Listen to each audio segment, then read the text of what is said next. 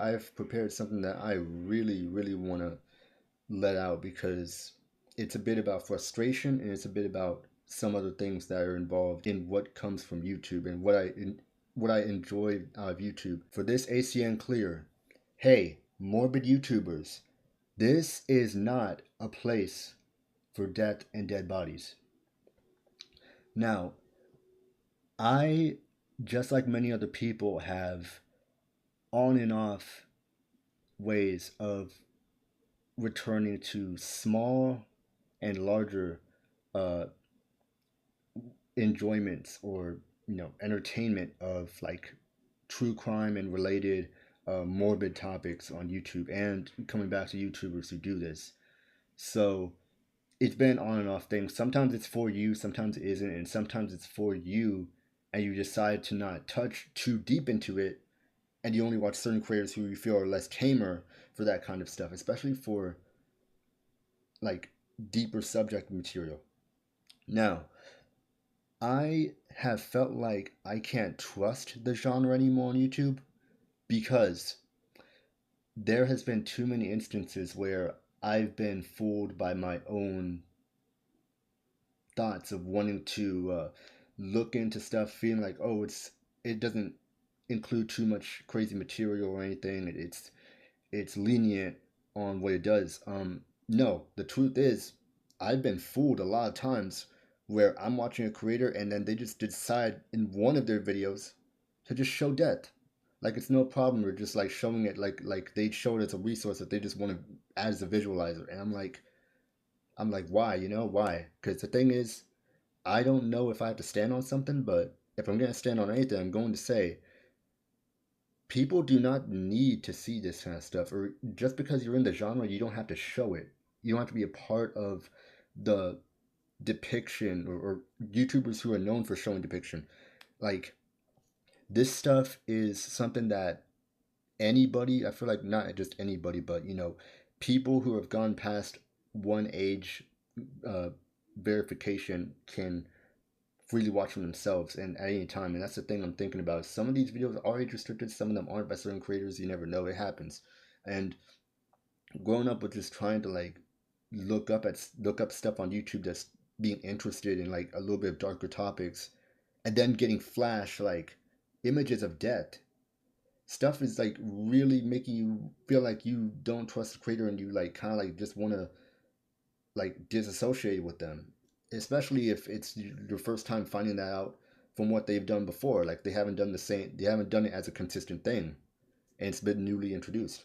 That's the thing I think about a lot, and it's just different with how many people I've been like seeing in the morbid and true crime space just introduce a way of just like bringing that around, and then it changes the whole way you see how they edit and bring their videos around. Like it's just how it is. Like it's shocking, dude.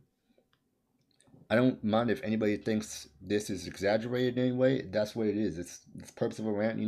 And the thing is, I feel like I need to like speak about the people I've seen that really bother me and how they decide to present death. Like they're just like on their content to their viewers, because sometimes it really did shock them and they weren't expecting it. That's what makes me think this is something that I really feel bothered by, and it should be addressed because like it doesn't need to be shown. No matter if age restrictions happen, this kind of stuff doesn't belong on YouTube. You don't need to just like show death as part of your video as a visualizer. And it really makes me mad because I just don't like how it introduces a way of how the creator decides to edit. So I'm gonna name off a few people here. And what I'm naming off is ways that I felt bothered by finding out just out of nowhere that they wanted to show this off, like if it was just for any reason that they decided. So, first one, most earliest I can think of, Aki Dearest. I've never really watched her content before the time I did find out this way of like, well, getting traumatized in this moment, but I, for some reason, decided to watch a Studio Ghibli Theories video by her, and she introduces this theory for My Neighbor Totoro. I never even really watched many Ghibli movies, so I don't know why I was watching the video. But even so, I got to see what the result was from what how the video was edited. You know, so the video had uh, it's very like crazy to just think about and look back on just mentioning it. But for some reason, the coverage was about a real life murder, and that people suspected or theorized the movie was based on because of how many similarities it has to like the characters or like how the characters are portrayed. And um the thing about it was like Akidiris decided to show the autopsy photo of the victim when it was just a young girl, and at the same time the things presented in that detail about what the girl suffered from was just made it even worse and even more heavier to like shake me up. At the time I was like holy shit, like this is like crazy. Why would you just make this present, you know? Now I remember at the time I saw like so many people in the comments saying, why do you show like the girl's body, why do you do that, you know? And the thing is, like, I understand how some stuff is done in certain ways where like the content doesn't stay consistent all throughout the years of the YouTuber's career, but that stuff is still there. If that stuff is still public and you still keep that stuff as public, you know, you feel comfortable editing it yourself, but what does your audience think, you know? Second one to mention, Mr. Ballin. Now I always liked Mr. Ballin because I thought, oh, like it's more tame and not showing too many visuals. It usually shows imagery and photos. Don't have to involve myself in morbid topics without looking at just one creator who's a little more tame on it. And at the time, that made sense. A long time for Mr. Ballin, he was doing the same thing, um, just making his videos with like stock visuals, like stock imagery, and that was how he decided to do it. But there's just one time I saw a video of his. He decided to just show the body of the victim related to the story, and it was like the heaviest way that something just surprises you, and you're like you just have to exit and think like, okay, I can't, I don't have any reason to trust anymore, any reason to trust what I enjoy anymore because I don't want to get traumatized a second time. I don't want to risk myself getting traumatized after this time. And that's how I felt at the time. It was tough, and it was thinking like, do I want to fully drop them now that I don't know if their editing is gonna stay like this? Because that's when you trust your gut in a way, and you just think, I just want to like keep myself in the clear and keep myself away. If that's little proof that I want to keep away for my own good. Third to mention, Tov really disappointed me because now time is different for you when you have different phases on YouTube of what you want to enjoy and thinking, should I drop something if you really trust if you should still stay within it, even if it's more darker. And for me, I still had that confliction of thinking I can enjoy certain creators as long as I check out that they're actually um staying tame. Their stuff doesn't like have ups and downs in what it covers. So with Tov, he was someone that I enjoyed so much because like he had a lot of things that were like lenient or light on what he covered. Um, he didn't cover stuff that needed to use visuals, like striking visuals for you and all that stuff. And I get that. That happens. YouTubers just have a certain style where you like to enjoy that they're not too heavy on dark topics. Whenever you want to enjoy something, you think, I kind of still want to look into this. Let me like watch someone who's less tame, who's more tame for me, for my standards. But Tov, Primo, you messed up when you made that one video a couple months back. Now, what happened was that Tov changed his style of what he covers a little bit differently. He used to make ways of only showing like visuals that were like, related but didn't really like dive into stuff. I knew he was tame, but he decided to like show a picture of a dead guy for how it was involved in some use of his own topic being like driven across the video. And I was thinking like, sure, this is something that the video is used to, and sure, you have a lot of adult and mature fans and viewers, but at some point I know warnings exist in actual age restrictions, all that stuff. But personally, I feel like over time that hasn't been enough for true crime, morbid, dark topic YouTubers. all of that stuff feels like it is not supposed to like be enough for you to find out, oh, if this video have depth or not, is this video gonna traumatize me or not. And that's what I don't like about what it turned into and what you really don't expect, no matter if you're over 18 on YouTube or not. It's just something that you just don't expect. And I really don't like what happens when people just decide to like do this stuff and then they think, oh, like my audience ain't gonna be really moved by this. It's just another dark subject matter that they know I'm known for.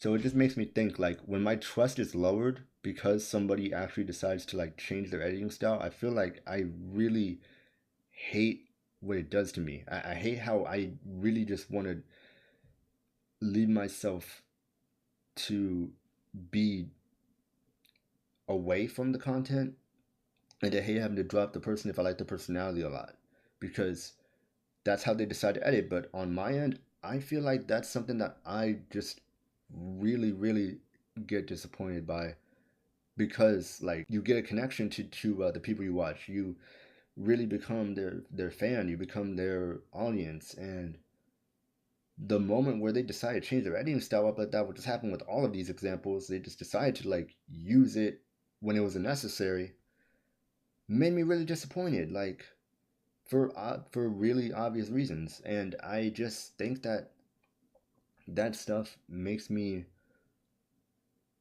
really feel like I just like to let it be emphasized for everybody to know, because nobody talks about how heavy this is, especially how it feels like to the people who think, oh, I can enjoy this stuff and not feel like I'm gonna be shaken. We can still get shaken. Not all of us can handle footage, imagery, visuals, anything that involves actual like photos and um, visual use of involving the victim in like anything that you cover. Last most recent example, Gubby.